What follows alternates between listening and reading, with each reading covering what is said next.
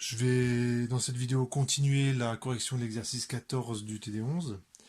Alors dans la question 7, déjà on justifie que l'énergie mécanique est constante parce que le système est isolé entre deux chocs. Donc ce truc là est constant. Et quand je le dérive par rapport au temps, ça fait 0. Ici ça fait mx point x secondes plus k x point. Le facteur 1,5 disparaît parce que lorsque je dérive x point carré par rapport au temps, il y a déjà un 2 qui sort, ça simplifie. Ensuite, je dérive le x point, ça donne x secondes. Ensuite, même chose ici. Et là, le facteur 1 tiers disparaît aussi. Et il reste ceci. C'est x carré, x point. Et ce qu'on voit, donc le x point se simplifie. Et j'ai mon équation différentielle.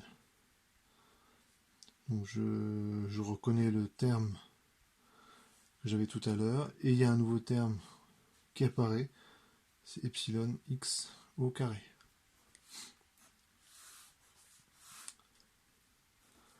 On vous propose la solution qui est là, dans la question 8.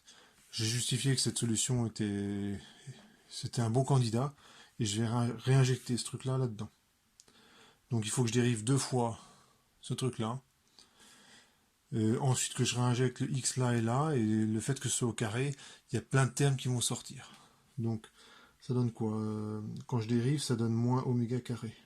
A' cosinus oméga t. Moins epsilon b 4 oméga carré. En fait, 4 oméga carré, c'est 2 oméga au carré. Cosinus 2 oméga t. La constante, quand je la dérive, ça donne 0. Plus k sur m. Je recopie.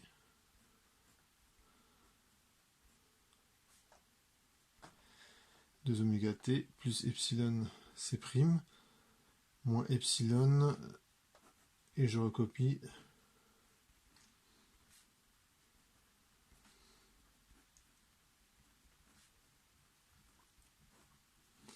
Et tout ça, ça fait 0. Alors bon, le calcul n'est pas difficile en soi, par contre il va prendre un petit peu de place, hein, comme vous pouvez le constater. Alors ensuite je vais rassembler tous les termes. Il y a les termes constants, le terme en cosinus oméga t et le terme en cosinus de 2 oméga t. Et ce que je vais faire tout de suite, c'est dès qu'il y a un terme en epsilon carré qui apparaît, je vais le négliger. Ça veut dire que notamment lorsque je vais calculer ce carré, ce terme-là, quand il va être mis au carré, ça va faire du epsilon au carré. Donc ça part. Vous avez en fait quasiment tous les termes s'en vont en fait dans ce carré-là. Heureusement, ça va me simplifier la vie. Donc je vais rassembler, en fait, je vais faire le calcul en une fois. Ici, je vais mettre tous les termes en cosinus 2 oméga t. En dessous, je vais mettre tous les termes en cosinus oméga t. Donc cette façon de faire, parfois on oublie des termes. Hein. Ça permet de faire le calcul en une ligne, puisque je passe directement, j'arrange tout de suite l'équation. Il ne faut pas oublier de termes. En termes en cosinus oméga t, il y a celui-là. Moins a carré, oméga carré a'. En termes en cosinus oméga t, il y a ce terme-là. Donc à tout moment, je remplacerai k sur m par oméga 0 carré. En termes en cosinus, alors ici, dans tout ça, quand je mets au carré, en fait, il restera que le terme en a' carré cosinus carré oméga t. Tous les autres termes qui vont apparaître, ils seront au moins en epsilon carré, donc je les néglige, c'est une indication de l'énoncé. Quels sont les autres termes qui apparaissent? Il me semble que c'est tout. Le terme en cosinus de oméga t, il y a celui-là. Alors quand je sors un terme, j'ai qu'à le barrer pour pas en oublier. epsilon B4 oméga carré. Il y a ce terme-là. Il y a ce terme-là. Jusqu'à sur M, B', epsilon cosinus de oméga t. Le cosinus d'oméga t, il est déjà en facteur. Donc il faut que je l'enlève. Donc ce terme-là s'en va aussi. Et il y a encore un terme qui va venir ici. Parce que quand je mets au carré, ce terme-là, voilà, je les enlève parce que si je développe le carré, donc ça je vous laisse le vérifier par vous-même, hein, il n'y a que ce terme-là qui sort. Et cos carré 2 oméga t, on vous dit que c'est 1 demi de 1 plus cosinus 2 oméga t. Donc ici, ce qui va sortir, c'est un moins epsilon a' carré sur 2. Et en termes au carré, je pense que c'est tout. Et en termes constants, vous avez k sur m, epsilon c', donc c'est le terme qui est là. Et vous avez également un terme constant qui va venir ici, du cos carré oméga t. Donc ça fait moins epsilon a' carré sur 2. Donc ça fait ce terme-là. Et normalement, je dois tout avoir, je vérifie. K sur m, epsilon c', moins 1,5, ça c'est bon. Ce terme-là, c'est bon. Et ce terme-là,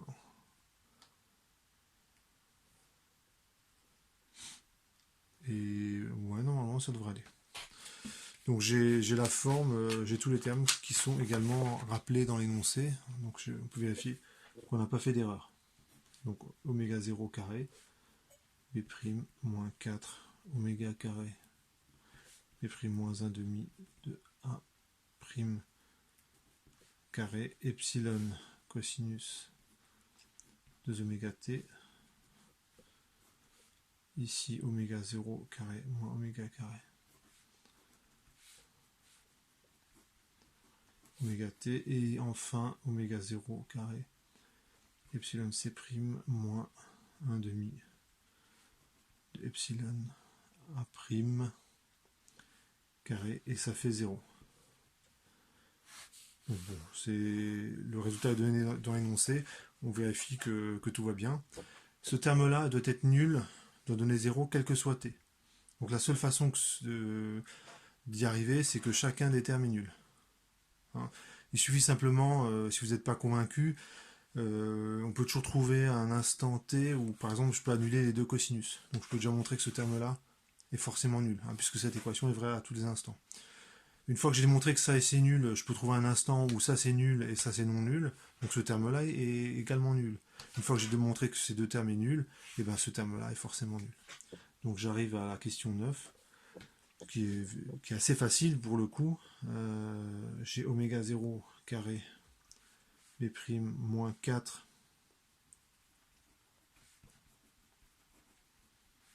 Ça fait 0.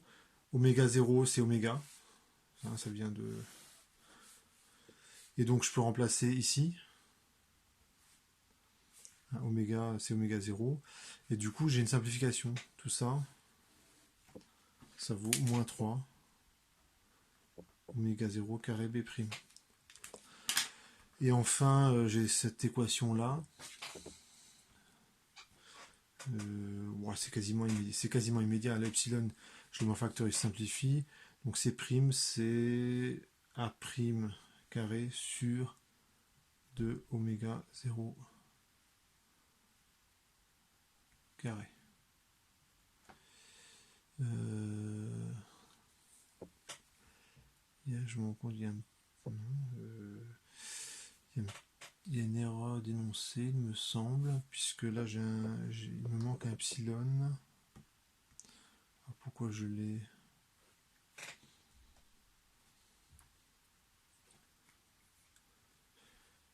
Non, il n'y a pas de... Donc il y a une erreur dans l'énoncé, il faudra que je corrige.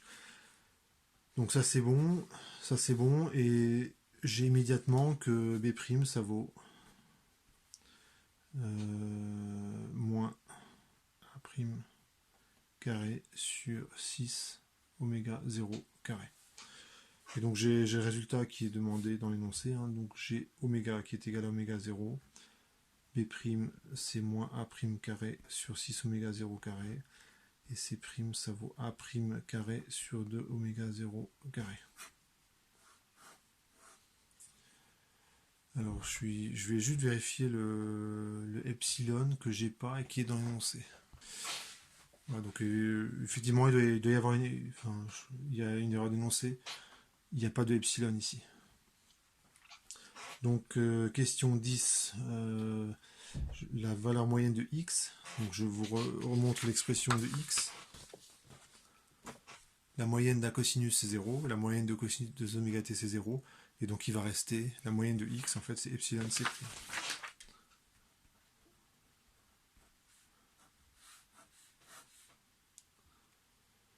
Et cette moyenne elle est non nulle.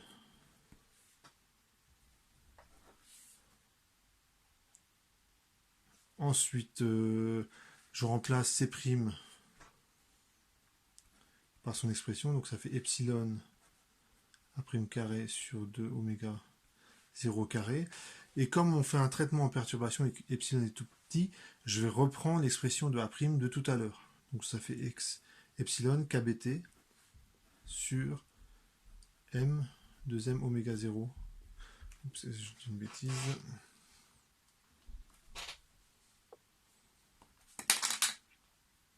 C'est un cas. Je vous rappelle, A' carré, c'est la moyenne de x carré, c'est kbt sur k. Donc ça donne ce truc-là.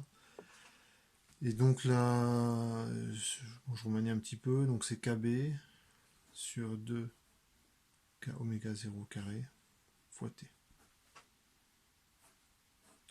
Donc on voit que quand epsilon est nul, eh ben on retrouve le résultat du début, c'est-à-dire la moyenne de x c'est 0. Si epsilon est petit, ben on voit que le déplacement, la moyenne de x est proportionnelle à la température. Donc ça veut dire qu'en moyenne, x s'éloigne de l'atome qui est repéré par l'abscisse x, s'éloigne de ses voisins, et l'éloignement est proportionnel à la température. Donc c'est bien un phénomène de dilatation. Ensuite, question 12. Bon, en fait, j'ai répondu. Donc, un petit schéma. Ici, vous avez l'atome qu'on a étudié. Il est là.